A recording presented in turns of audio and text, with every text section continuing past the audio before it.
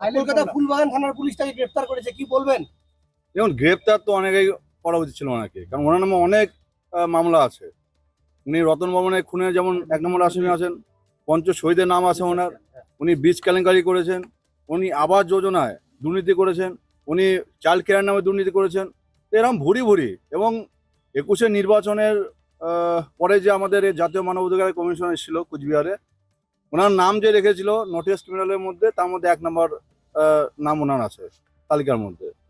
তো এরপরে অনেক আপনারা দেখেছেন যে ওপেন স্টেজে বিভিন্ন ধরনের উনি মন্তব্য করতেন। তো অনেকেই গ্রেপ্তার করা হচ্ছিল। আর উনি ভেবেছিলেন যে ভোটের পরে ভেঙে গিয়েছিলেন, ভাবছেন যে এখানে এভাবে বেঁচে যাবে। আইন সবার জন্য এটা পরিষ্কার। এতদিন আইন যেমন ব্যবস্থা নেয়নি ও সেই বিগত সরকারের আমলে, কিন্তু এখন নতুন সরকার এসছে, উনি যা যা ক্রাইম করেছেন, যা যা অন্যায় করেছেন, সব ওনার বিরুদ্ধে, সবকিছুর বিরুদ্ধে ব্যবস্থা ওনার গ্রহণ হবে। যেটা শোনা যাচ্ছে আগামীকাল থেকে দিনাটায় নিয়ে আসবে পুলিশ। আর দিনাটা যেহেতু ছিল, দিনাটা তো নিয়ে আসবেই। আমরা দিনাটা মানুষও দেখুক, আর দিনাটা মানুষ দেখছে আমি কতটা খুশি, সবাই লাড্ডু বিতরণ করছে, কেউ বাজনা নিয়ে বাইরে বেরিয়েছে। তো লোকে এক প্রকার আনন্দ যে এতদিন ধরে মানুষকে মিথ্যা মামলা দিয়েছে, মানুষের অত্যাচার করেছে, মানুষ আজকে চোখের সামনে দেখতে পারবে সেটা।